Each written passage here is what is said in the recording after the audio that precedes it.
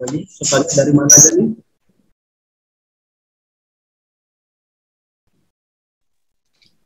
Puskesmas mana aja? Moderator? Ya, baik dokter. Peserta ini kita dari rumah sakit AK sendiri dan dari puskesmas, dan untuk pesertanya juga dari umum juga dokter. Oh iya, ya. Oke. Terima kasih. Selamat pagi. Kembali saya bisa bergabung di acara webinar kita pada pagi hari ini ya. Walaupun saat ini kita masih dalam kondisi pandemi, tapi tidak mengurangi yang namanya peningkatan ilmu itu dengan berbagai cara. Salah satunya adalah dengan memberikan secara webinar. Oke. Ya, untuk yang di Lampung Timur mungkin sudah banyak kita banyak berjumpa. Kembali saya akan memberikan ilmu dan semoga ilmu ini bisa berguna bagi masyarakat ya, bagi terutama yang mengikuti webinar ini. Silakan nanti tanya sebanyak-banyaknya. Saya tidak membatasin pada pengenalan alergi, tapi nanti silakan tentang tumbuh kembang anak ya. Saya mulai ya. Jadi judulnya mengenali gejala alergi pada anak dan penanganannya ya. Pelan-pelan ya. Ya, jadi yang pertama kita belajar dulu tentang alergi anak. Jadi kita akan belajar tentang definisi alergi. Kemudian kalau kita sudah tahu definisi alergi, kita akan mencoba mengenalin ya penyakit alergi dini ya. Oke, saya lanjut alergi dulu ya. Ada yang bertanya mungkin ya, alergi itu apa? Alergi adalah suatu reaksi yang berbeda atau menyimpang dari normal terhadap berbagai rangsangan atau zat dari luar tubuh ya. Jadi itu adalah definisi alergi. Alergi adalah reaksi yang berbeda atau menyimpang dari yang normal atau sistem kekebalan yang memiliki sensitivitas yang berlebihan terhadap protein asing yang bagi individu lain tidak berbahaya. Nah, jadi ini ya, sebelum kita menginjak kepada penanganan dan masalah-masalah tentang alergi, definisinya sudah jelas ya. Nah, alergi itu bisa disebabkan oleh berbagai macam zat ataupun material ya. Bisa akibat dari makanan, bisa akibat dari hirupan, bisa akibat dari sesuatu yang disuntikan atau diinjeksikan, bisa juga dari kontak. Jadi kontak yang mengenai pada kulit. Oke, saya lanjutkan slide berikutnya. Kalau tadi kita sudah tahu definisi alergi, sekarang apakah itu alergen? Ya, alergen adalah pencetus alergi. Ya, alergen merupakan pencetus alergi. Pencetus alergi dapat berupa makanan dan sesuatu yang terhirup. Nah, satu persatu dulu kita akan bicara alergen ya, Bapak Ibu sekalian. Semoga bisa mengikuti dengan baik. Yang pertama adalah alergen makanan. Alergen makanan ini mungkin seperti kita ya. Ada kondisi orang tertentu, mungkin dia tidak bisa menerima makanan yang tercantum di, sedangkan yang lainnya mungkin bisa menerima. Contohnya apa? Contohnya susu sapi, ya, kacang kedelai, kacang kacang kan trinuts ya kalau di luar negeri itu paling banyak namanya almond ya, kacang almond.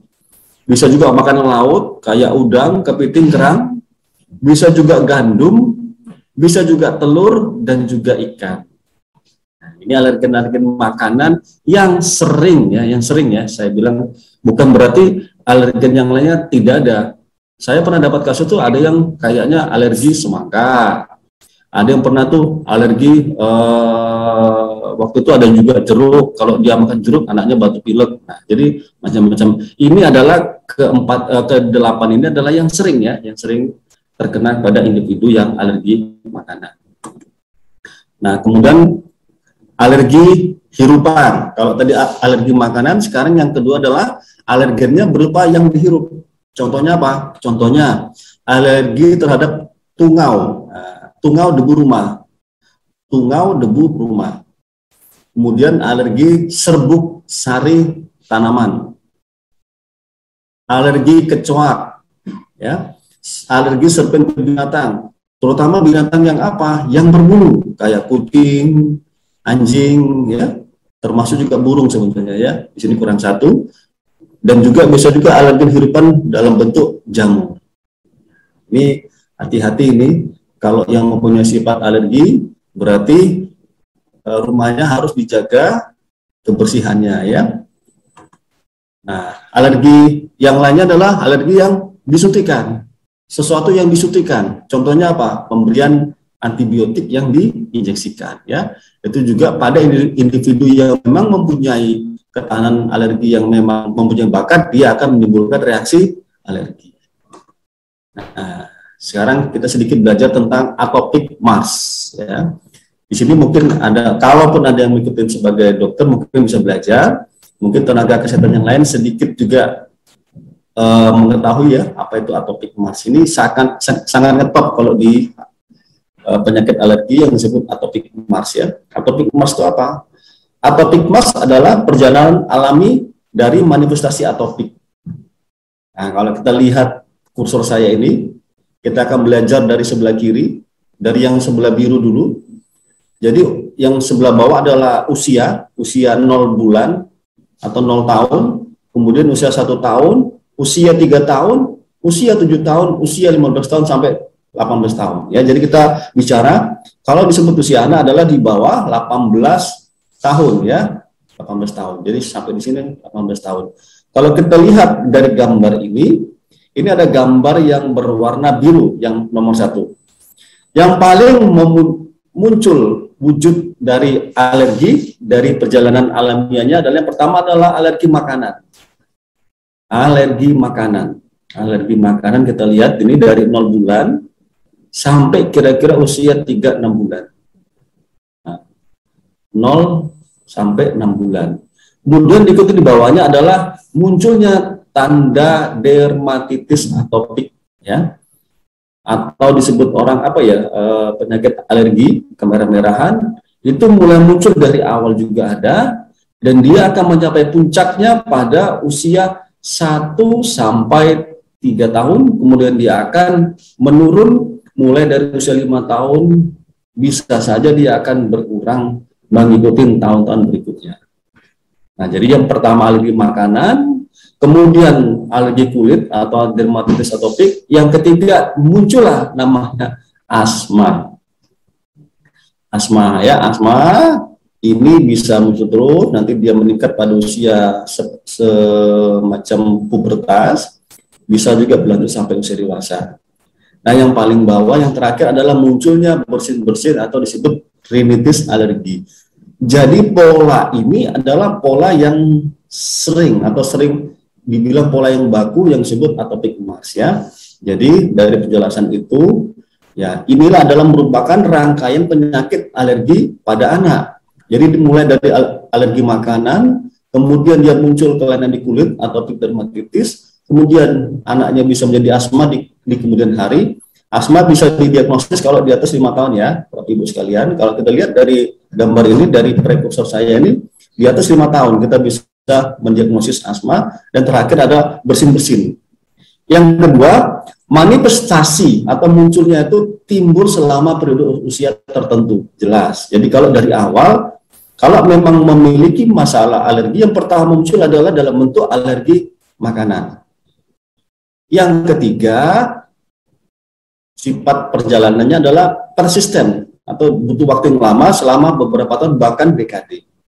Nah, ini yang kadang-kadang membuat orang tua, ini bagi anak-anak, ya, membuat orang tuanya pusing dan sering membawa berobat, ya, ke fasilitas kesehatan. Yang keempat, ada juga perjalanan alamiah manifestasi atopik ini cenderung sembuh atau remisi spontan dengan bertambahnya usia. Ini yang sering diharapkan kita semuanya, ya. Jadi saya pun juga kalau mendapatkan pasien, saya selalu bilang kepada orang tua, mudah-mudahan nanti usia 5 tahun atau mungkin 10 tahun, si anak ini akan mengalami remisi spontan atau masalah alerginya sudah selesai, gitu, ya. Oke, itu dari atopic mars. Sekarang kalau tadi kita sudah tahu perjalanan alamiah dari alergi, ya, alergi makanan, kemudian timbul asma, kemudian rinitis alergi. Nah, penyakit alergi. Nah, kalau yang disebut penyakit itu berarti sudah menimbulkan masalah, ya. Penyakit alergi atau sekarang disebut terkenalnya dengan non-communicable disease, ya. Itu angka kejadiannya sudah meningkat, ya. Sudah meningkat. Jadi sekarang banyak gejala alergi itu yang menemukan fasilitas kesehatan, bisa di puskesmas mungkin, bisa di rumah sakit mungkin tipe D, tipe C, dan bahkan mencari spesialis. Nah, penyakit alergi, kalau di anak-anak itu dapat merugikan tumbuh kembang anak. Jelas ya, bisa dibayangkan bagaimana kalau anaknya sedikit-sedikit gatel, makan apa-apa itu nggak jadi, ya badannya ya nggak tumbuh-tumbuh, ya, termasuk juga akan mempengaruhi perkembangannya. Nah, penyakit alergi juga sebenarnya hanya mengenai anak yang mempunyai bakat alergi atau kita sebut atopi, ya, bakat yang diturunkan oleh satu atau kedua orang tua. Nah, jadi kalau disebut atopi artinya apa? Ada bakat, ada bawaan yang diturunkan oleh satu orang tua, ibu atau bapaknya, atau kedua orang tuanya, bapak dan ibunya, ya. Itu yang penyakit ini sekarang sudah mulai banyak, ya. Kalau penyakit infeksi nanti dengan majunya pengetahuan tentang penyakit infeksi dan pencegahannya, nah nanti muncul namanya penyakit communicable disease, non-communicable disease, salah satunya adalah penyakit alergi, ya. Nah, kita lihat di gambar ini penjelasan yang pertama tadi yang disebut atopic mars, ya, dimulai dari alergi makanan dulu, kemudian muncul eksim, nah eksim, kemudian asma, dan yang terakhir rinitis alergi. Ini sifatnya adalah berurutannya seperti ini. Nah, jadi kalau pada anak-anak usia 3 bulan, usia 6 bulan sering datang tuh dengan alergi makanan apa? Kita lihat ininya, gambar daripada wajahnya, kemudian sudah usia PAUD, ya, TK, itu selalu datang dengan keluarnya eksim, gatal-gatal di kulit, di kaki, di tangan, dan sebagainya. Kemudian asma, sering batuk, ya, sering sesek, dan yang terakhir sering mengalami rinitis alergi. Ini yang disebut atopic mars, ya. Jadi atopic mars gejalanya. Nah, supaya ini tidak terjadi, kita harus melakukan atau prevensi alergi. Yang pertama, atopi. Nah, kalau lihat dari gambar ini ada segitiga, berarti bagaimana kita mengendalikan bakat. Ya, jadi mulai dari sini kita stop. Kalau saya ulangi lagi slide yang pertama tadi, nah saya ulangin, dia akan jalan ke bawah. Iya, kemudian caranya gimana? Ya kita harus melindungi, mencegah, jangan sampai si atopinya turun ke bawah, ya, sehingga tidak menyebabkan alergi makanan, tidak menyebabkan eksim, tidak menyebabkan asma atau rinitis alergi, ya. Jadi inilah kesempatan kita pada pagi hari ini, kita bersama-sama sharing, ya. Kita berbagi ilmu, silakan nanti bertanya sebanyak-banyaknya kepada saya, ya. Ini salah satu contoh, ya. Ada contoh kasus alergi. Kalau kita curiga kasus alergi, pertama kita harus tanyakan apakah ada riwayat atopi. Riwayat atopi artinya tadi riwayat bawaan dari orang tuanya. Contohnya, ditanyakan pada orang tuanya, apakah bapak atau ibunya mungkin, ya, alergi makanan, ataupun bapak ibunya salah satu, bisa keduanya mungkin alergi debu. Kalau ada debu bapaknya bersin-bersin dan sebagainya. Jadi yang pertama harus ada riwayat atopi atau bakat bawaan.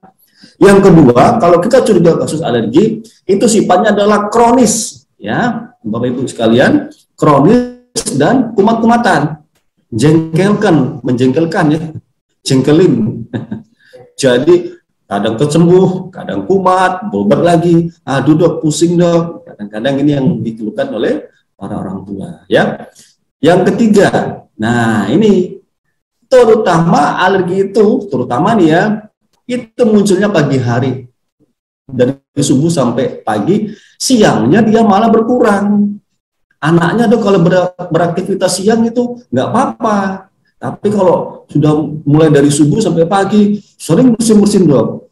Nah, itu salah satu kecurigaan kita kalau ini adalah kasus alergi ya. Yang keempat, nah, alergi sendiri adalah tidak bergantung dosis. Artinya, seberapapun dosis yang mengenai pada si anak, bisa cuma sepertiganya mungkin, misalnya ya, dia alergi susu, misalkan ya, alergi susu, walaupun cuma minum setengah gelas, ataupun 1 gelas, artinya dia tetap bisa menimbulkan alergi kalau memang anaknya memiliki bakat alergi. Itu yang disebut non-dependent dose ya. Yang keempat, nah ini gejala alergi itu bisa bersifat sistemik, bisa mengenai semua sistem yang ada pada tubuh manusia. Ini yang menimbulkan apa? Menimbulkan kekhawatiran bagi orang tua. Contoh gejala sistemik apa dok? Ya macam-macam. Contohnya bisa dia apa ya? Demam. Ya, bisa demam, bisa kalau dia gejalanya sistemik. Kemudian apalagi dok? Mungkin gejalanya bisa mengenai seluruh tubuh dari tangan, kaki, kepala merah-merah, betul-betul. Itu namanya sistemik, bukan hanya satu sisi ya. Kemudian, nah munculnya itu durasi kontaknya dari 15 menit sampai 2 jam. Nah ini saya perlu sampaikan dengan hormat kepada Bapak Ibu yang mungkin ini bertugas di puskesmas di posyandu. Contohnya, pada saat Anda melakukan imunisasi, apalagi yang bersifat injeksi, harus dimonitor, sesuai penyuntikan harus ditunggu sampai 30 menit. Karena kita tidak akan pernah tahu ya, apakah zat yang kita suntikan, baik pun itu mungkin menurut kita ya, mungkin ya, vaksin yang biasa saja dok, bisa saja menimbulkan alergi. Jadi harus ditunggu ya, kalau bagus sekali ya 2 jam, tapi biasanya rata-rata 20 menit sampai 30 menit. Ya. Nah, kemudian gejala klinisnya khas pada masing-masing penyakit alergi. Nanti kita akan bicarakan satu persatu ya. Oke, sekarang yang pertama batuk pilek. Nah, contohnya nih ya, bila gejalanya batuk atau pilek, bagaimana sih dok membedakan apakah ini batuk pilek alergi atau batuk pilek karena infeksi? Nah, ini biar nggak sembarangan. Para petugas kesehatan ya, baik dokter spesialis juga lah, dokter umum juga, ya, perawat nggak boleh dikit-dikit memberikan antibiotik, dikit-dikit antibiotik ya. Pertama, kita akan mencoba menjawabnya ya. Gejala batuk pileknya apakah disertai demam? Kedua, batuk pileknya apakah siang lebih dominan dibandingkan dengan pagi atau malam? Ketiga, riaknya atau ingusnya kental atau berwarna. Keempat, gejalanya hanya pada satu sisi hidung. Nah, kita sekarang lihat kotak yang sebelah kanan. Jika semuanya dijawab tidak, jadi tidak ada demam, lebih banyak dia pagi dan siang malam, mulai dari malam sampai pagi, dan riaknya atau ingusnya tidak kental, berwarnanya itu jernih, dan hanya pada satu sisi, itu kemungkinan besar salah satu kecurigaan kita kepada alergi. Tapi kita memikirkan ke arah infeksi kalau yang pertama ada demamnya, dia lebih sering pada siang hari, ingusnya kental, warna hijau, dan kadang-kadang bumpetnya di dua sisi, itu bisa saja kita memikirkan ke arah infeksi. Konsekuensinya, Bapak Ibu sekalian, kalau kita memikirkan infeksi penyebab dari gejala batuk pileknya, kita lanjutkan sebaiknya ya, jadi cek di laboratorium, kita lihat angka leukositnya. Kalau memang meningkat, bolehlah kita memberikan antibiotik ya, jangan dikit antibiotik. Demam baru 1 hari, batuk 2 hari dikasih amoxicillin, dikasih ketrimasol ya, Bapak Ibu sekalian. Mari kita belajar pada pagi hari ini ya. Nah, kemudian bagaimana mengetahui penyebab alergi? Ya, penyebabnya. Nah, ini yang selalu kita sampaikan.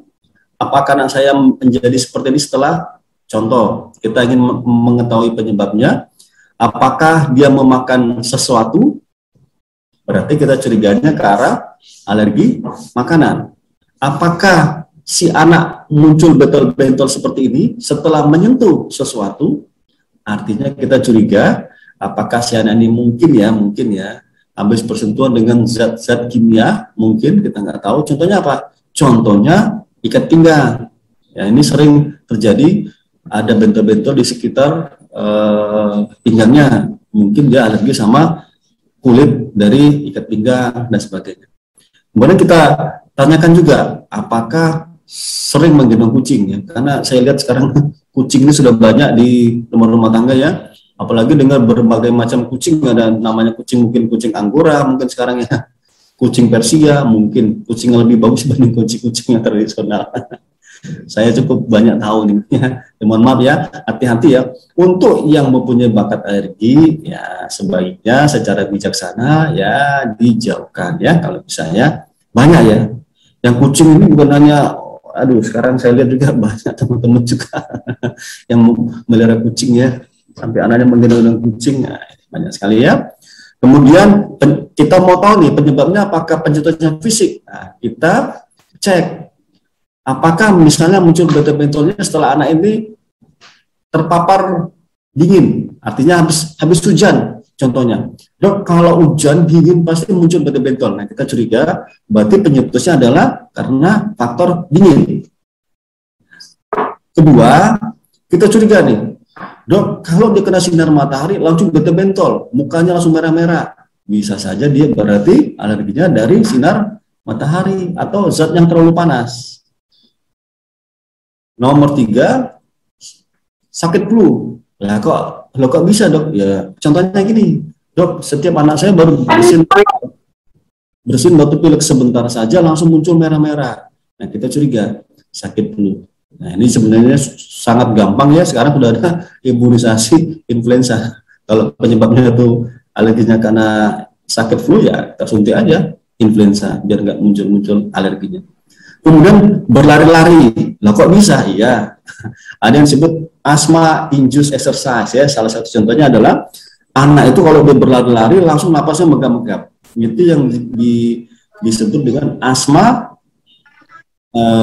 induced exercise. Jadi kalau dia anaknya beraktivitas, dia akan muncul gejala, contohnya asma. Ini yang sering. Jadi kita harus tahu ya sebagai orang tua apa aja yang bisa menimbulkan gejala alergi pada anaknya. Nah ini ada lagi nih, selain pencetusnya fisik ada juga psikis. Nah, contohnya apa? Menangis. Saya pernah dapat kasus pasien anaknya kalau habis nangis tuh merah-merah. Ya rupanya merupakan pencetus dia, pencetus nangis. Kemudian ketakutan, kalau ketakutan merinding langsung muncul bentol-bentol. Berarti pencetusnya psikis atau marah. Jadi kalau anaknya biar nggak muncul alergi jangan disuruh marah ya. Susah nih ya.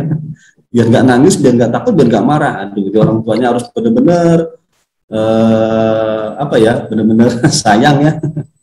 Nah, jadi penyebabnya macam-macam ya, bisa fisik, bisa psikis, atau karena alergen tertentu. Nah, kalau pasien ini datang kepada kita, dokter spesialis, ini kalau ada ininya ya, kalau ada medianya kita lakukan namanya skin prick test ya. Kita menentukan penyebab alergi. Di sini ada berbagai macam, kalau lihat dari botol ini, ada berbagai macam ya, ada tungau, ada kecoa, ada dingin, ada serbuk sari, disuntikkan sedikit sebenarnya, disuntikkan di tangannya, kita kemudian evaluasi apakah muncul bentol-bentol. Kalau dia muncul bentol-bentol, contohnya ini yang di sebelah sini disuntikkan tidak muncul reaksi, yang sebelah kanan ini dia muncul reaksi. Yang muncul reaksi berarti itu dia memang alergi terhadap zat yang diberikan tadi ya. Ini yang namanya skin prick test. Ya, jadi nanti suatu saat nanti mudah-mudahan rumah sakit AK ini juga menyiapin skin prick test ya untuk mengetahui alergi pada. Nah, apa bedanya? Ada yang namanya prick, ada prick to prick. Ini hanya untuk sekedar Bapak Ibu tahu bahwa kalau prick to prick itu artinya kita menggunakan makanan yang kita lakukan untuk mengetes apakah si pasien ini ataukah anak ini alergi atau tidak ya. Kalau prick to prick biasanya kita menggunakan bahan makanan, bisa buah, bisa sayur dan sebagainya. Tapi kalau prick tadi kita menggunakan suntikan ya. Oke, ini sekedar tahu aja Bapak Ibu. Skin prick test. Yang kedua mungkin sekedar tahu juga kita kalau anaknya tidak komunikatif, anak suka rewel, kita lakukan pemeriksaan namanya imunoglobulin E spesifik atau disebut radio alergosorben test atau RAS ya. Ya, jadi cuman kerugiannya cukup mahal ini ya, makanya kerugiannya mahal dan hasilnya agak lama ya. Biasanya kita lakukan pemeriksaan imunoglobulin ini kalau misalnya kelainan kulitnya sangat banyak atau skin disordernya sangat luas. Jadi kita nggak bisa melakukan tidak melakukan tadi ya suntikan di kulit. Jadi kalau ada kelainan kulit ya tidak mungkin dong kita melakukan skin prick test, tapi kita lakukan tes yang lain, contohnya adalah pemeriksaan imunoglobulin spesifik. Ya. Ada lagi yang disebut cara pemeriksaannya radio alergosorben test. Nah, ya ini juga sama dengan skin prick test, ya cukup baik dan korelasinya juga bagus untuk menetapkan apakah anak ini mengalami alergi atau tidak. Ya, ini tadi tes-tes yang dilakukan kita dokter spesialis kalau kita curiga kepada penyakit alergi. Ya, ada lagi kita lakukan namanya tes apa? Tes eliminasi. Ya, jadi tes eliminasi atau food challenge. Ya, nomor satu adalah kita melakukan diet eliminasi. Jadi kita tidak membolehkan si pasien ini kalau kita curiga makanan, dia tidak boleh makan 1 sampai 6 minggu. Jadi kita mengeliminasi, kita menyetop makanan yang dicurigain bisa menyebabkan diet. Jadi kita sebut sebagai diet elemental ya. Jadi kita misalnya ya, ini contohnya nih, dia alergi telur. Jadi kita minta bahwa anak ini nggak boleh makan telur dulu antara 1 minggu sampai 6 minggu. Kemudian disuruh kontrol apakah gejalanya berkurang atau tidak. Itu yang disebut diet eliminasi ya.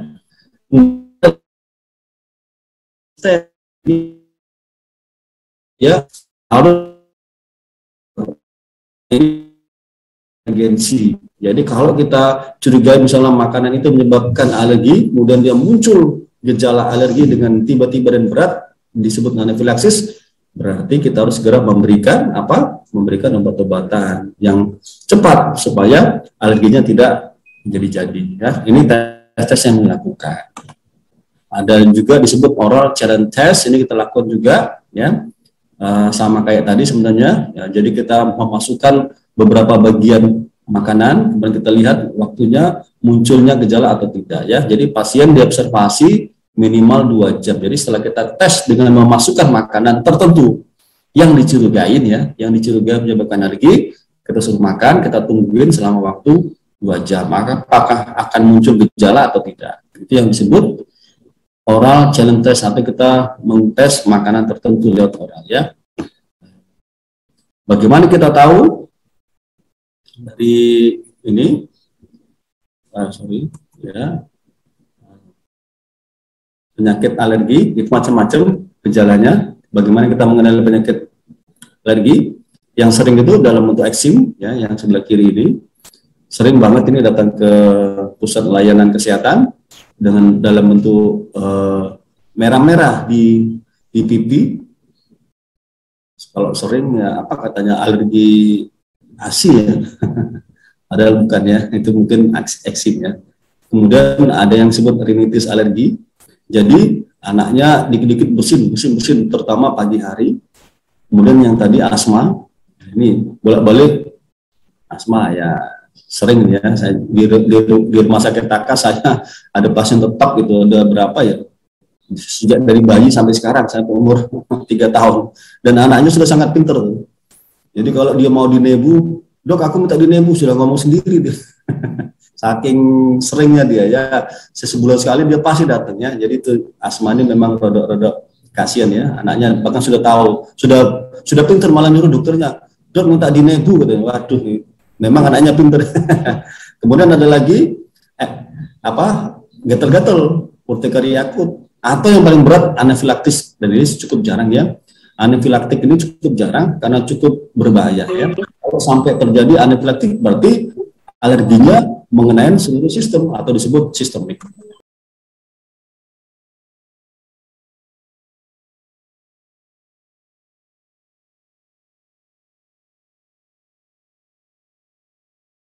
terdapat bekas garukan, kasar, lokasinya khas biasanya di tempat-tempat tertentu bersifat kronis, kumat-kumatan dan ada riwayat keluarga atau disebut atopi. Ini yang kita katakan sebagai eksim. Eksim itu semacam bagian dari kelainan kulit ya. Jadi kulitnya ya, ini tadi kayak misalnya pipinya merah-merah, pipi kanan dan pipi kiri, ini cukup khas. Kalau ada pipi seperti ini kita langsung bilang ini anaknya eksim. Mungkin ada bakat bawaannya. Nah, ada lagi kita harus mengatakan apakah kelainan kulit ini dermatitis atopik atau tidak. Itu ada dua kriteria. Satu kriteria yang mayor, yang kedua kriteria yang minor ya. Kriteria mayor ada 4. Yang pertama, apakah ada gatal? Yang kedua, apakah ada bentuk tertentu, spesifik morfologi, bentuknya tertentu, misalnya yang ada di pipi tadi, kemudian distribusinya kemana? Itu namanya kriteria mayor. Yang ketiga, atopi. Kita tanyakan, apakah ada bakat dari orang tua? Ya. Yang keempat, sifatnya kronis. Kronis artinya lama ya. Kumat-kumatan. Nah, selain kriteria mayor, ada kriteria minornya ada banyak, ada sirosis, ichthyosis, nah, ada lagi sampai 22. Nah, kapan kita mendiagnosis atopik dermatitis? Diagnosisnya kalau ada 3 mayor dan 3 minor. Nanti slide-nya monggo, nanti saya kasihkan kepada panitia. Yang mau berkenan silakan nanti ngambil rumah sakit AK ya gitu ya, Dokter ya, Retno ya. Nanti materinya saya berikan, silakan supaya semakin belajar dan familiar dengan penyakit alergi. Jadi kita bisa mengatakan ini dermatitis atopik. Jadi minimal ada 3 mayor dan 3 kriteria minor-minornya ini ya. Ini minor. Nah, ini kalau kurang jelas, monggo datang ke rumah sakit AK konsultasi ya kepada saya, silakan ya. Ya, ini guideline untuk mengatasi dermatitis atopik. Ada 4 langkah. Ada langkah pertama itu kalau hanya mengalami kulit yang kering, ini gampang ini. Kita kasih biasanya cuma hidrasi kulit, kita kasih pelembab, kita hindari pencetusnya kira-kira apa, kemudian kita mengidentifikasi faktor penyebabnya. Itu namanya langkah pertama. Nah, yang kedua disebut langkah kedua. Itu kalau gejala dermatitisnya itu ringan sampai sedang. Nah, ini biasanya kita memberikan kortikosteroid topikal atau salep topikal yang potensi lemah, namanya low mild potensi topikal kortikosteroid. Jadi kita memberikan contohnya apa ya dok? Contohnya hidrokortison salep yang mungkin di puskesmas ada nih. Jadi kalau dia sifatnya ringan sampai moderat sedang untuk dermatitis atopik, bisa dilakukan di puskes bisa ya. Anda bisa coba dulu memberikan dengan kortikosteroid topikal atau salep ya. Kalau ATCL itu artinya obat minum tocilizumab, ini agak mahal, ini belum ada ya. Kalau langkah 2 gagal, kita lanjutkan ke langkah 3, step ketiga. Ya, kita bisa memberikan kortikosteroid yang potensi kuat. Kalau yang tadi potensinya lemah, sekarang potensi yang kuat ya. Jadi jangan buru-buru. Ada sedikit merah-merah di kulit langsung diberikan apa ya kortikosteroid atau ya salep kortikosteroid, salep misalnya apa mereknya yang langsung tinggi, jangan dulu ya. Misalnya apa Inerson, Oin, jangan buru-buru ya, kasih dulu step yang kedua dulu. Yang keempat, kalau dia datang kepada kita spesialis baru kita lakukan terapi sistematik ya. Kalau di rumah sakit kita bisa memberikan rumah sakit tipe B ya, kita lakukan dengan pemberian obat siklosporin A. Ini kalau dia berat banget, kalau nggak berat cukup dengan kortikosteroid ya. Nah, selalu saya sampaikan kalau ngobatin penyakit ini itu nggak boleh buru-buru, harus ada tahapannya ya. Ada langkah pertama, langkah kedua, langkah ketiga, langkah keempat ya. Biar ini patokan terutama teman-teman yang ada di puskesmas ya. Nah, kemudian kita kenal penyakit alergi yang selanjutnya adalah urtikaria, bentol-bentol nih. Bentol-bentol merah, bentol gatal di mana saja, bisa cepat hilang, bisa cepat juga timbul, ya, bisa sampai beberapa jam, sampai 24 jam.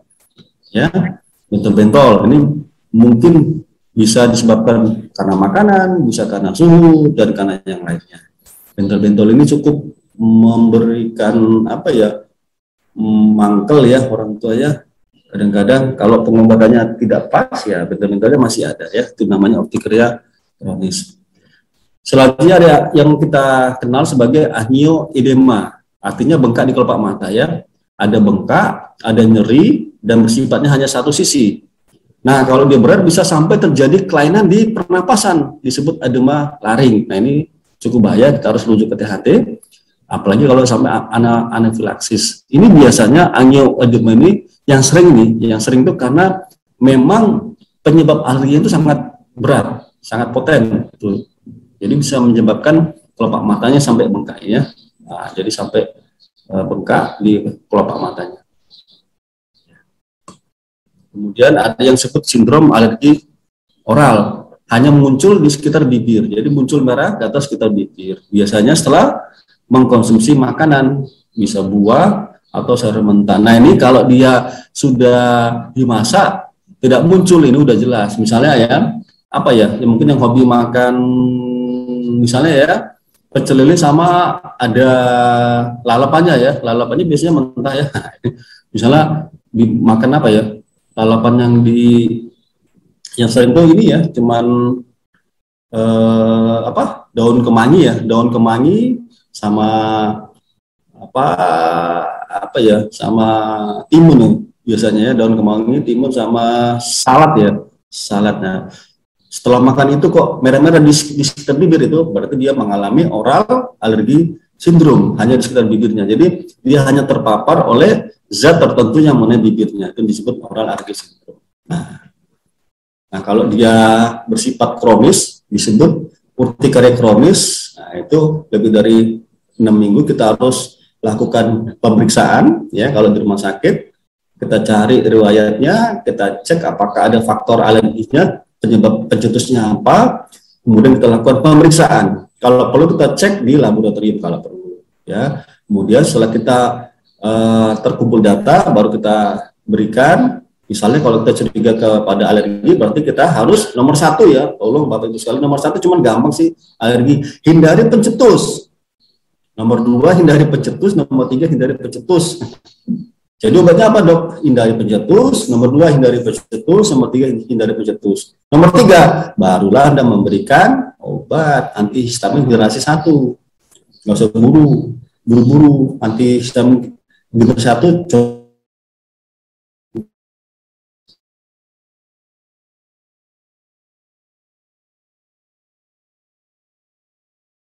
Kalau dia masih terus masih ada, nah kita kalau di rumah sakit yang cukup lengkap, kita berikan pemberian prednison dengan protokol namanya short course prednison, atau kita bisa memberikan doxepin, kemudian kita men-trial, kita mencoba tadi namanya diet hipoalergeniknya. Kalau dia berat kita bisa memberikan nifedipin, apalagi kalau ada gejala di saluran napas ya. Dan terakhir Montelukast. Montelukast ini adalah anti alergi yang cukup terkenal saat ini dan sudah banyak penelitiannya, cuman harganya masih mahal ya.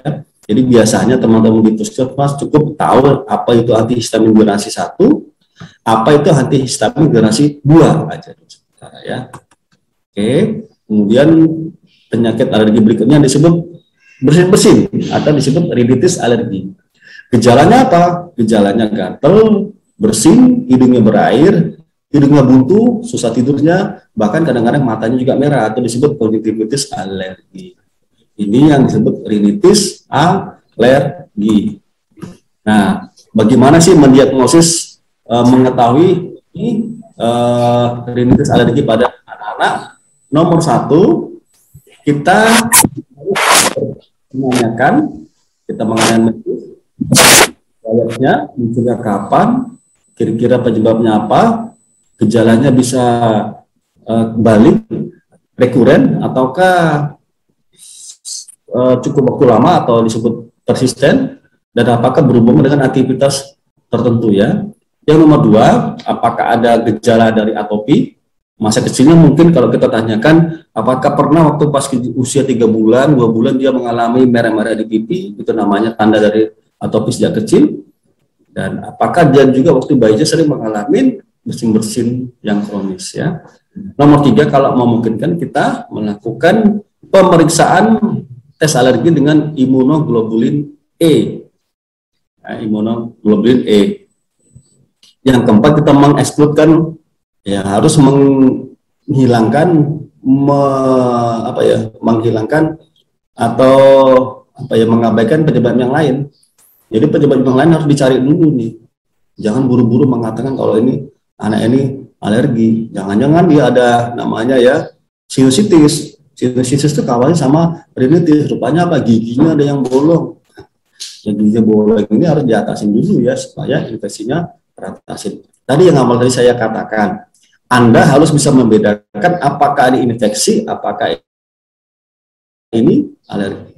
Klasifikasi dari rinitis alergi atau bersin-bersin tadi ada yang disebut intermittent, ini kadang-kadang, atau yang persisten yang waktunya lama ya. Kalau intermittent itu apa? Kurang dari 4 hari dalam 1 minggu atau kurang dari 4 kali per weeknya ya. Gejalanya lebih ringan. Kalau yang persisten itu lebih dari 4 hari. Jadi gejalanya cukup lama, lebih dari 4 hari, bisa seminggu, bisa 2 minggu, lama ya. Kalau yang persisten itu gejalanya lebih berat ya. Contohnya apa, Dok? Tidak bisa tidur, anaknya sering mengalami gangguan tidur. Ya, kalau bersin-bersin terus, anaknya mengalami gangguan tidur. Kedua, anaknya mengalami gangguan aktivitas sehari-hari. Contohnya, kalau dia olahraga, anaknya langsung muncul bentol-bentol. Kemudian anaknya juga sering mengalami bolos, nggak bisa sekolah karena sakit terus. Nah, ini yang disebut gejalanya moderate atau severe ya, berat atau sedang. Kalau yang ringan itu dia tidak mengganggu tidur, tidak mengganggu aktivitas sekolahnya, tidak mengganggu aktivitas bermainnya. Nah, ini tumbuh kembangnya juga cukup baik. Tapi kalau yang moderate biasanya mengganggu tumbuh kembang si anaknya. Nah, sekarang obat apa yang diberikan untuk mengurangi gejala rinitis alergi? Nah, nomor 1 paling gampang adalah diberikan antihistamin oral generasi 1. Ini level evidence-nya A. Anda boleh memberikan ya. Reaksinya, dampaknya apa? Ya, kalau kita memberikan antihistamin generasi 1, ada yang gatal, ada yang tidak gatal ya. Itu mengurangi sneezing atau ingusannya, mengurangi gatal di hidungnya, mengurangi ingusnya, mengurangi sumbatan, dan mengurangi gatal-gatal. Ini cukup baik, jadi kita berikan antihistamin generasi 1. Ya. Kedua, kita langsung kita memberikan intranasal hirupan. Evidence-nya A ya.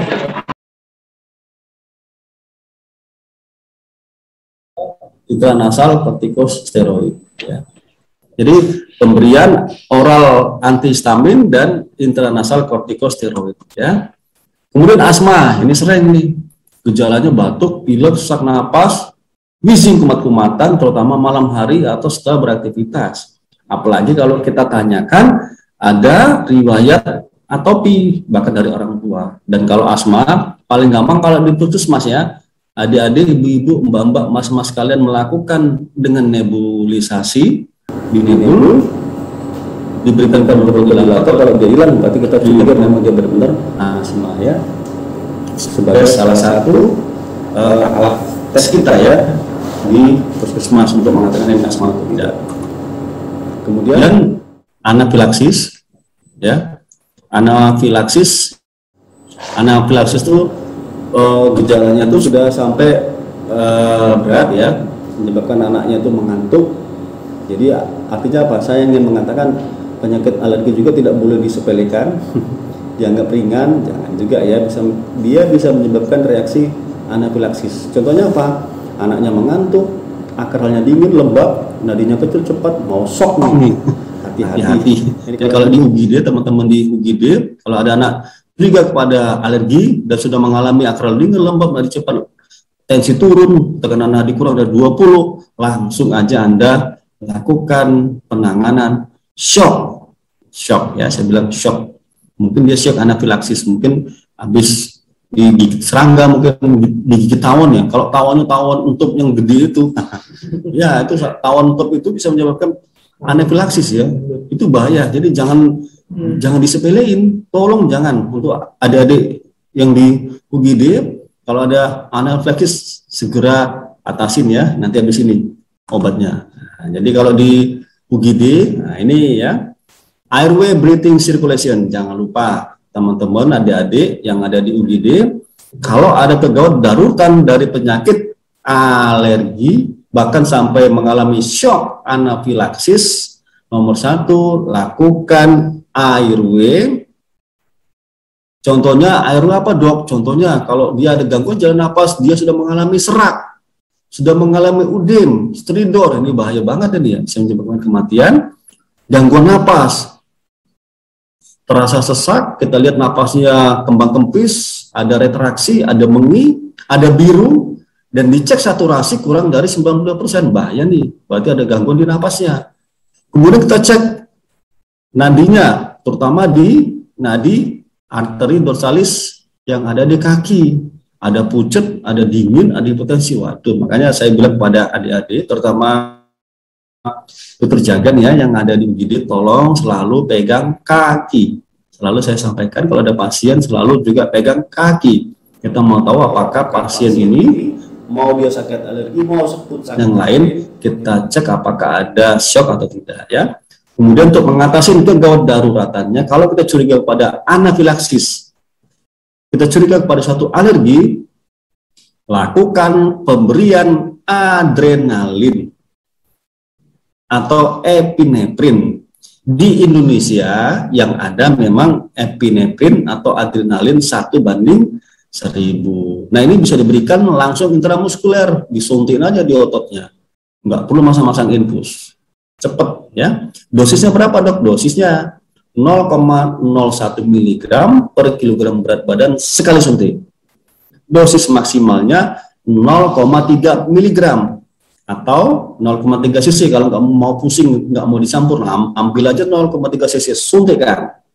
Diulang lagi bisa antara 5 menit sampai 15 menit jika pasiennya tidak mengalami perbaikan klinis. Ini untuk teman-teman yang di puskesmas rawat inap, mungkin bisa ya, Sirbawono, Lebak mungkin yang ada di sini ya, mungkin ya, yang di rawat inap 24 jam, silakan ini nanti dijadikan protap bagi Anda sekalian. Jangan lupa juga diberikan oksigen, apakah nasal kanu, apakah NRM, dan sebagainya. Kalau bisa, teman-teman juga langsung memasang akses infus, akses vena, intravena. Kalau dia shock, jelas ya, pemberian cairan kristaloid RL 20 cc per kilogram berat badan per kali secepatnya. Saya ulangi lagi, kalau ada shock untuk teman-teman di UGD, baik sini mungkin aja sini ada yang ikut, mungkin dokter yang di puskesmas mungkin, tolong berikan cairan kristaloid RL yang paling gampang ya, 20 cc per kilogram berat badan secepatnya. Ya, minimal kalau Anda takut 2 kali pemberian, jadi 40 cc baru Anda rujuk ya. Kemudian untuk mengatasi juga, bisa juga ada memberikan dengan suntikan antihistamin generasi 1, difenhidramin.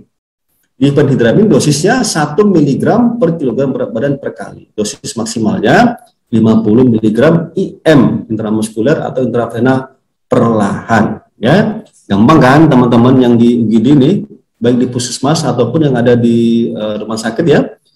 Nomor 1 ABC, nomor 2 kasih obat adrenalin, nomor 3 oksigen, yang keempat pasang infus kalau bisa, kemudian diberikan difenhidramin. Sekarang kalau ada perbaikan klinis, observasi dan monitor. Tapi kalau kalian ragu, monggo bawa ke rumah sakit ya. Kalau reaksinya tidak berulang, nah ini kalau tidak berespon, biasanya kalau kita di rumah sakit saya berikan tambahan steroid metilprednisolon, dosisnya 1-2 mg per kilogram berat badan itu, maksimal 125 mg ya. Kemudian kalau dia masih shock, saya tetap berikan cairan kristaloid 20 cc per kilo, maksimal 60 cc per kilo ya. Nah, tolong jangan beri cairan koloid. Ini untuk adik-adik yang di UGD, jangan beri cairan koloid. Contohnya koloid itu apa sih dok? Contohnya HES, contohnya plasma, jangan, karena bisa menjadi penyebab anafilaksis juga. Paling aman adik-adik memberikan kristaloid 20 cc per kilogram berat badan.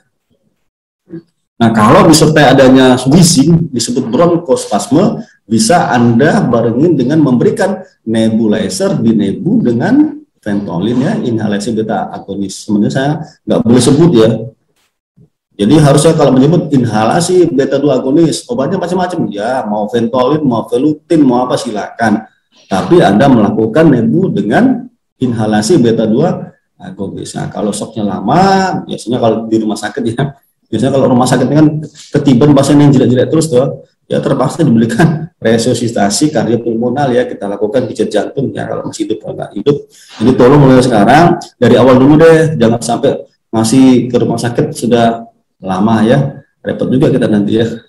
Nah, kalau di rumah sakit terpaksa kalau pasien seperti ini shock lama, kita akan lakukan observasinya di ICU ya, atau high care unit, kita lakukan titrasi.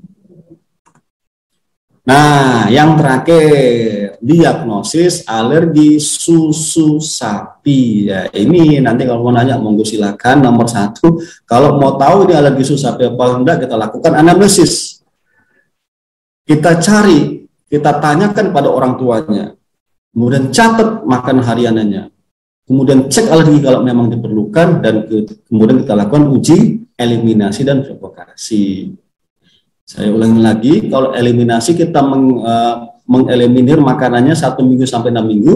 Kalau provokasi harus dilakukan di rumah sakit ya, karena harus dibawa pengawasan oleh dokter, physician, nggak boleh sembarangan. Kalau nanti ada reaksi alergi, malah bahaya. Nah, ini tata laksana susu sapi, alergi susu sapi bagaimana? Nomor 1, menghindarin protein susu sapi dan produknya. Memberikan obat kalau perlu aja. Nah, kita lihat kotak yang nomor 1 dulu ya. Menghindari protein susu sapi. Sebaiknya ASI. Nah, kalau pasiennya ASI, berarti pada ibunya. Ibunya apa? Ibunya harus paham protein susu sapi dan produknya. Berapa minggu dok? 2 minggu sampai 4 minggu. Ini kalau pasiennya bayinya ASI. Jadi ASInya tetap diberikan, tetapi kita modifikasi di makanan ibunya pantang protein susu sapi. Kalau bayinya meminum susu formula, ASInya enggak ada, nah, ini diberikan susu formula terhidrolisis ekstensif. Harganya mahal, iya mahal. Yang kedua, dikasih apa dok? Formula asam amino. Mahal dok? Iya mahal, memang mahal. Yang ketiga, diberikan formula kedelai. Ini selalu yang aji mumpung yang terakhir sekali, lalu saya sebenarnya itu terakhir ya. Kemudian produk olahan hati-hati, kalau produk olahannya mengandung produk susu sapi harus hati-hati ya. Nah, ini rekomendasi kita dari dokter anak, dibedakan ada 2 grup. Yang pertama itu yang ASI eksklusif, yang kedua yang bukan ASI. Kalau yang ASI eksklusif tetap ya tadi dilanjutkan menyusuinya, tapi ibunya harus menghindari makanan protein susu sapi minimal 6 bulan untuk ibunya.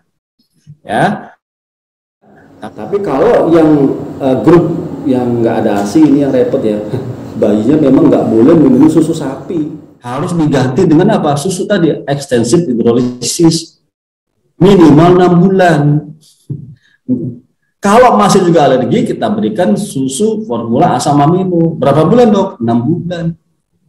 Nah, susu kedelai, formula soy, itu pertimbangannya adalah harga dan ketersediaan dan rasa ya. Rasanya agak kurang enak ya susu kedelai. Ya, jadi kita memberikan susu kedelai pada alergi susu sapi itu sebenarnya saya sampaikan, sebenarnya saya ulang lagi ya, jalan terakhir ya. Karena masalah biaya, masalah ketersediaan, dan masalah rasa.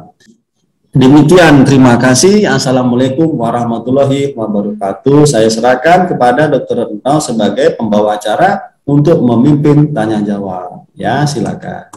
Semoga nggak ada yang tanya ya. Semoga udah jelas. Tak minum dulu. Ya, monggo. Terima kasih dokter atas penjelasannya, luar biasa sekali penjelasannya. Mungkin kita semua udah langsung ngerti mudah-mudahan ya. Cuma ini langsung ada beberapa pertanyaan dokter, langsung saya sampaikan ya dok. ada 3 peserta yang bertanya melalui via chat. Yang pertama, Bidan Linda Aliana, dokter. Pertanyaannya, Linda, dokter. Pertanyaannya? Suaranya kurang keras ya? Suaranya kok nggak dengar aku ya? Suaranya? Ya. Ya, gimana? Mana tadi pertanyaannya? Ya. Dokter, untuk pertanyaan pertama, ini dari Linda Aliana. Ini jika ada seorang anak yang dicurigai alergi dingin, dokter, pagi hari, kelompok merah, dok, ini sudah dikasih terapi cetirizine membaik, dokter. Bolehkah nggak, dok, diminum setiap hari cetirizine-nya ini saat muncul alerginya, dan kira-kira sampai kapan, dokter, alergi itu langsung? Terima kasih, dok. Oke, terima kasih ya. Nomor 1 yang harus dilakukan sebagai petugas kesehatan, sebagai dokter spesialis, apakah memang dia benar-benar penyebabnya alergi dingin ya. Nomor 1 itu toh, benar nggak dia alergi dingin? Harusnya apa? Dilakukan pemeriksaan ya. Jangan dikit-dikit taunya cetirizine terus pada belum tentu. Makanya kita lakukan namanya skin prick test. Jadi langkahnya bertahap, satu persatu. Satu persatu dulu kita lakukan namanya diagnosis ya. Apakah benar atau tidak. Kalau memang dia benar alergi dingin, nomor 1 terapinya apa tadi? Tadi terapinya apa tadi? Tata laksananya? Hindari pencetus. Nomor 2, hindari pencetus. Nomor 3, hindari pencetus. Nomor 4 baru obatan. Ya, saya ingin sekali lagi menyampaikan jangan dikit-dikit obat, tapi hindari pencetus. Kalau dingin, dok, gimana hindari pencetusnya? Betul kan? Nah, sekarang kalau dingin, makanya kita perlu lakukan skin prick test. Kita lakukan skin prick test, kita tempelkan di kulitnya. Apakah benar dia alergi dingin atau tidak? Nah, memang mohon maaf masalahnya kalau biaya ya. Biaya biasanya kalau kita sebagai dokter harus menggali benar-benar ya, nggak boleh langsung percaya. Saya belum langsung percaya bahwa dia alergi dingin. Mungkin ada yang lainnya ya. Jadi belum tentu dingin. Kalau dingin kuasa Tuhan. Jadi kalau setiap malam dingin terus lah, dingin terus nanti makan obat terus selama bertahun-tahun repot juga ya. Jadi nomor 1 harus memastikan diagnosis dan penyebabnya. Oke, Dr. Retno? Baik, ya, jadi cari ya diagnosis pastinya ya, diagnosis pasti namanya ya. Oke. Bagaimana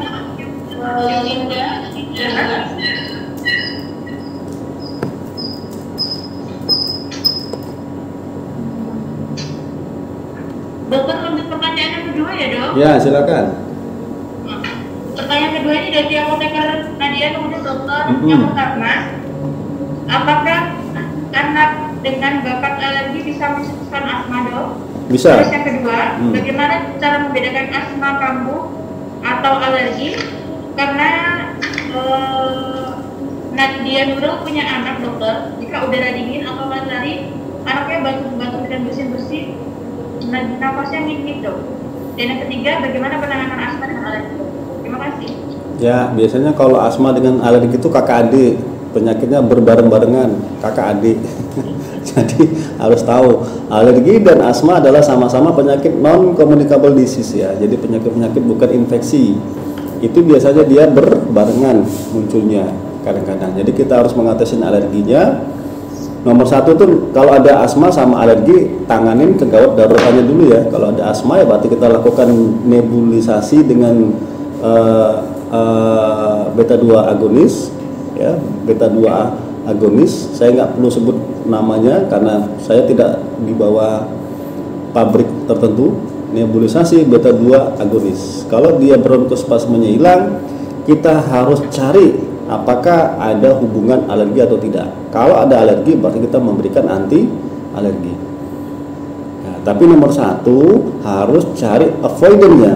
Kita harus menghindarin triggernya. Apa yang menyebabkan triggernya? Misalnya lari-lari, berarti disebut asma induced exercise. Berarti kita harus melakukan edukasi yang benar pada orang tuanya untuk disampaikan kepada si anaknya ya.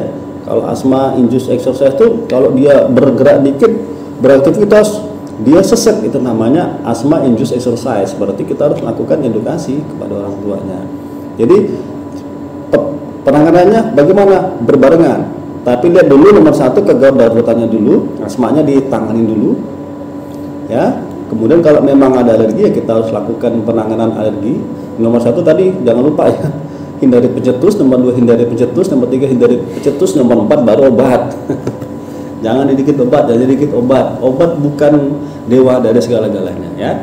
Jadi sebagai kalau dokternya yang baik itu harus banyak anamnesisnya ya. Jangan buru-buru ngasih obat. Jadi dianamnesis dulu secara tepat ya, secara bijaksana. Jadi biasanya itu berbarengan kalau memang dia punya bakat alergi atau atopi ya. Misalnya orang tuanya punya bakat alergi, bisa jadi asma, bisa. Dan bisa di diagnosis asma kalau di atas 5 tahun ya sekarang ya pedomannya ya. Kalau dulu di bawah 5 tahun, karena di bawah 5 tahun kita masih bisa mengatakan jangan-jangan ada bronkiolitis ya. Ada dokter ya, bronkiolitis juga gejalanya ada penyempitan bronkospasme kayak bising begitu ya. Tapi dia penyebabnya paling banyak adalah infeksi ya. Jadi asma kita harus hindari pencetus, harusnya mulai dari awal ya. Besok lagi kalau mau punya bayi, kalau sudah punya bakat ya jangan sampai atopinya tuh turun kayak tadi ya, Jangan sampai atopinya turun. Jadi kita lakukan pencegahan, kita potong. Nah, dengan apa? Dengan ASI eksklusif. Gitu ya. Imunisasi, nah gitu-gitu. Ya. Kurang stabil kayaknya ya. Koneksinya nih, saya matiin handphone saya. Izin dokter, ke handphone dong. Ya. Ya sudah kan? Sudah ada jawabannya kan? Oke ya. Silakan yang lanjutnya. Ya. Baik, untuk Nadia jawabannya berarti harus hindari pencetus. Pencetus. Dan penanganannya masuk penanganan keluarga. Ya dok. Iya betul. Siap dok. Ya. Dari pencetus dulu ya dok yang pertama dok ya. Ya, dari pencetus. Dari pencetus belum bantu dok ya. Ya betul ya. Oke. Yang ketiga dokter, pertanyaan selanjutnya dari kami Dewi Ardi Pidana. Pasien beliau itu pakai sulfa dokter. Setelah pakai sulfa, ternyata ada alergi dok. Diganti pakai soya. Ternyata setelah konsumsi soya justru malah alerginya muncul lebih hebat dokter. Wajahnya bengkak-bengkak, terus ruang kemerahnya lebih banyak. Itu bagaimana? Kira-kira bagaimana ya dok untuk pengobatannya? Mengobat aja ASI, nggak ada ASI, donor ASI ya. Halo. Nggak ada ASI, donor ASI ya. Kalau mau beli susu yang mahal tadi kan, extensive hydrolysis ya. Susu extensive hydrolysis ya. Harusnya dari awal kalau memang ada bakat alergi bisa kita berikan susunya. Kalau memang ASI-nya nggak ada sama sekali ya, namanya partial hydrolyze. Kalau masih juga alergi bengkak-bengkak, kita namanya extensive hydrolyze. Masih lagi alergi, namanya susu asam amino. Tapi makan mahal ya, makanya langsung tembak di bom aja langsung susu formula. Padahal susu formula itu ada namanya reaksi silang sama susu sapi. Jadi belum tentu alergi susu sapi dikasih susu soya aja, nanti dulu, nggak boleh buru-buru. Ada yang namanya reaksi silang ya, bisa saja dia juga memang reaksi alergi sama susu soya, sama susu kedelai ya, soya. Jadi jalan yang harus dilakukan apa? Itu tadi ya datang dulu ya. Aku nggak tahu juga ya, kalau nggak lihat bayinya saya nggak ngerti, tapi minimal ganti susu ya, susu extensive hydrolysis kalau masih, susu asam amino kalau masih. Cuman harganya mahal, makanya selalu menggunakan susu soya karena memang harganya mungkin ya yang agak murah dan bisa terjangkau. Tapi bukan berarti kalau soya adalah pasti sembuh mengatasi, bukan juga ya, bukan. Nah, ini memang agak pelik nih alergi susu sapi nih ya, tidak segampang yang dibayangkan. Saya juga harus monitor terus ini selama 2 minggu, nanti suruh kontrol lagi, nanti setelah saya kasih ini suruh datang lagi. Kayaknya sepele, enggak, ini sangat berat. Kalau nggak hati-hati kita bisa menyebabkan tadi reaksi anafilaksis ya, sampai angioidem, bengkak, sesek dan sebagainya. Jadi susunya soya bisa menimbulkan reaksi silang, bisa. Ya, oke? Ya, monggo dilanjutin. Ya, berarti pasien tersebut alergi susu sapi dan susu soya ya? Bisa reaksi silang. Mengganti susunya ya dok ya? Ya, terus solusi gimana? ASI toh? Iya, ASI dok. Atau donor ASI? Nggak ada baru. Donor ASI. Donor ASI. Ya siap dok. Donor ASI jawabannya. Kalau mohon maaf ya, kalau ya mohon maaf ya kalau beli susunya mahal ya, mohon maaf saya ya. Gitu ya? Iya dok, Ya. siap dok. Untuk pertanyaan selanjutnya dokter, ini dari Yudi Herdianto MD Keperawatan. Assalamualaikum dok, izin bertanya, pasien saya anak alergi deterjen dok, mengalami ruam-ruam kelupas dan mulai edem dan kemerahan di tangan dan kaki. Penanganan pertamanya bagaimana ya dok? Dan gunakan solusi apa ya dok untuk mengurangi ruam-ruamnya? Terima kasih. Baik dokter, jadi pasiennya alergi deterjen dokter, untuk penanganan awalnya bagaimana dok? Dan lalunya yang ditanyakan jenis apa yang kira-kira untuk kasus ini? Iya, jadi itu kalau alergi lihat lokasinya ya. Jadi kan perjalanan lokasinya apakah semua bagian anggota tubuh ataukah itu namanya tadi penyebabnya kontaktan ya, berarti kan kontak ya, hanya kontak di bagian tubuh yang kena tadi itu. Nanti biasanya cukup topikal aja ya, kita berikan kortikosteroid topikal ya. Ya, kortikosteroid topikal, salep ya, salep topikal aja dulu. Nah, besok-besok dia jangan lagi dikenakan kontak dengan penyebab alergi tadi ya, deterjen macam-macam itu ya, yang sering memang deterjen. Jadi kita pakai kalau dia lokal cuma misalnya coba di tangan aja ya, salep aja dulu, salep kortikosteroid potensi lemah dulu aja, jangan potensi kuat ya, namanya gitu. Oke. Baik dok, berarti pertama kita harus hindari pencetus ya. Ya dok ya. Ya. Biasanya dia kalau kita ya. Ya. Ya. Pencetus ya nomor 1, tetap nomor 1 pencetus. Diingat lagi, pencetus, baru nomor 4 obat. Artinya apa? Kalau cuma lokal, misalnya tangan aja ya cukup dikasih salep aja ya, salep atau ya. Kalau dia kulitnya sampai kering, kita kasih pelembab ya, pelembab, emulien ya, kalau sampai ya. Okay. Ya, ya. Ada pertanyaan selanjutnya dokter dari Ina Cahyani Putri Andrik Pidana. Assalamualaikum dok, izin bertanya, saya Ina Cahyani Putri. Jika anak bermain atau beraktivitas timbul bentol-bentol seperti biduan dan sering terjadi di bagian-bagian tertentu, itu bahaya atau tidak ya dok? Dan bagaimana cara penanganannya? Ya, itu mungkin tadi yang diinduksi oleh exercise ya, oleh aktivitas ya, namanya alergi induced by aktivitas. Jadi kalau dia habis main-main dia akan merah-merah bentol-bentol. Itu mudah-mudahan nanti kalau yang jenis ini biasanya akan sembuh sendiri ya kalau dia waktu. Jadi biasanya kalau dia bersifat sistemik bisa kita berikan antihistamin ya. Antihistamin generasi 1 aja dulu.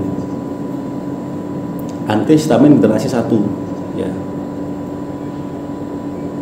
Jawabannya antihistamin generasi 1 ya. Kalau antihistamin generasi 1 ya, antihistamin generasi 1 kalau nggak kuat baru kita tambah dengan antihistamin generasi kedua ya. H1 dulu baru H2 ya.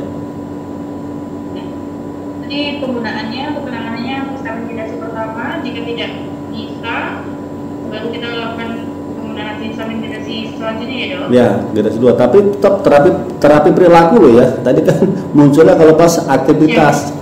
Jadi kita harus jadi kita harus sampaikan ya. Jadi jangan lupa terapi perilaku, kita edukasi yang benar supaya nggak muncul kan itu kan. Ya, jadi jangan ngandelin, saya sarankan jangan ngandelin obat, tapi ya perilakunya edukasi yang benar ya, bahwa anaknya harus gini ya gitu ya. Jadi baru kalau nggak bisa baru obat ya. Kalau dia bersifat sistemik, baru kita memberikan yang minum ya antihistamin generasi 1 ya. Ya, oke. Siap dokter. Ya. Ini ada pertanyaan lagi dokter. Ya. Apa benar jika berenang bisa mengurangi asma dok? Ini mitos atau fakta ya dok? Ini penelitiannya belum ada sebenarnya ya.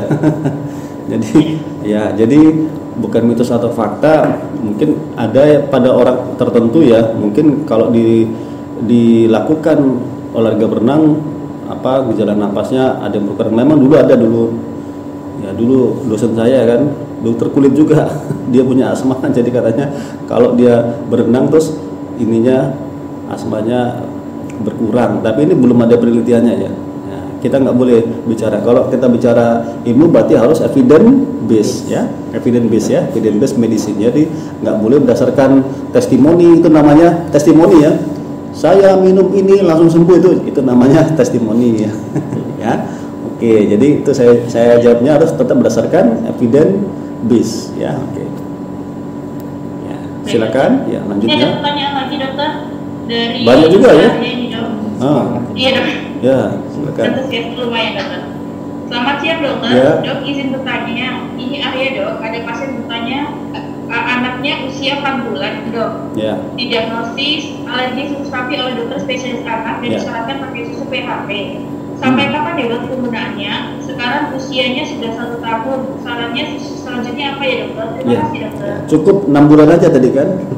Kalau tadi baca slide-nya tadi cukup 6 bulan, habis itu dicoba bertahap dengan susu sapi. Ya, bertahap. Tapi caranya ya misalnya sehari dia minum susunya berapa kali? Misalnya 6 kali ya misalkan ya. Halo Pak. Oh ya keterima PNS Pak. Gimana Pak? Iya, jadi lagi latihan dasar pecah PNS apa itu selama 3 minggu. Nah, gimana Pak? Pak? Enggak sadar. Oh.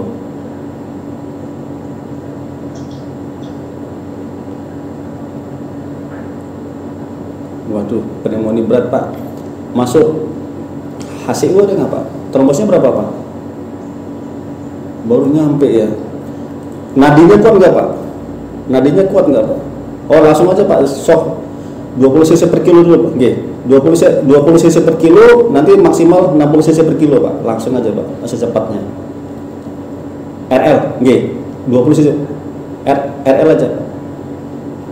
Jangan Pak pakai. Jadi 20 cc per kilo masih belum kuat.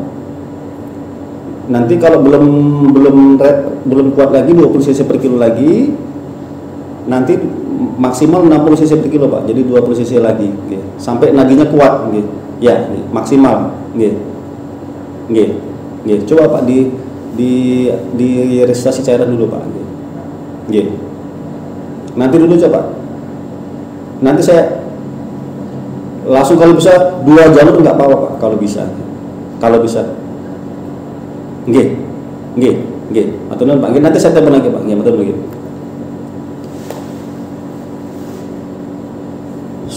Sorry tadi ada konsulan ya, pasiennya gawat tidak sadar 5 bulan ya. Oke, silakan apa tadi? Aku tadi lupa tadi. Ini yang Arya tanyakan tadi dokter, susu PHP itu penggunanya sampai kapan ya dok? 6 bulan aja. 6 bulan ya. 6 bulan nanti dicoba dikurangin, misalnya sehari dia minum 8 kali misalkan ya. Nanti dikurangi bertahap. 7 kali yang PHP, 1 kali yang susu biasa ya, mereknya terserah. Kalau dia bagus-bagus saja dinaikkan jadi 2 kali sehari, ininya jadi 5 kali atau kemudian terus ini 3, ini 5, kemudian terus ini 4, jadi gitu sampai lama-lama dia tergantikan dengan susu yang biasa ya. Jadi harus gradasi ya, nggak boleh langsung tiba-tiba langsung diganti susu merek tertentu, jangan. Jadi harus bertahap, gradual namanya ya. Berarti sebenarnya hanya sampai 6 bulan ya dok? Cukup 6 bulan aja ya, cukup. Ya cukup 6 bulan aja. 6 bulan kita seling ya dok? Boleh sekali ya. pakai formula biasa Ya, ya, soalnya ya? mahal kan, kasihan ya. Iya dok. Ya. Oke. Sepertinya itu dokter ini sudah tidak ada yang ditanyakan, dok. Ya. Siap, dok. Jadi sudah tidak ada yang ditanyakan, dokter. Ya. Mungkin nanti kalau misalnya ada yang lagi bisa langsung japri atau via WA ya, dok ya. Iya, iya. Siap, dok. Terima kasih ya, dok. Ya, terima kasih. Waktunya dan penjelasannya yang luar biasa dan membuat kita insya Allah puas dok dengan jawaban-jawaban pertanyaan yang saat ini. Jadi kesimpulan yang bisa saya simpulkan, alergi ini merupakan sistem kekebalan yang menyimpang. Pencetusnya bisa karena makanan seperti susu sapi, kacang kedelai, alergi rujukan, injeksi, dan lain-lain. Penanganan awal dari alergi adalah hindari pencetus, dan baru pengobatan. Jadi dari awal jangan langsung diberi pengobatan. Yang pertama adalah terapi perilaku. Yang pasti hindari pencetus dulu, apapun alerginya harus kita perhatikan. Gitu ya, dok ya? Iya. Betul. Terima kasih semuanya. Saya kembalikan lagi ke acara. Terima kasih dokter Ana atas waktunya. Saya akhiri. Wabillahi taufiq wal hidayah. Wassalamualaikum warahmatullahi wabarakatuh. Waalaikumsalam warahmatullahi wabarakatuh.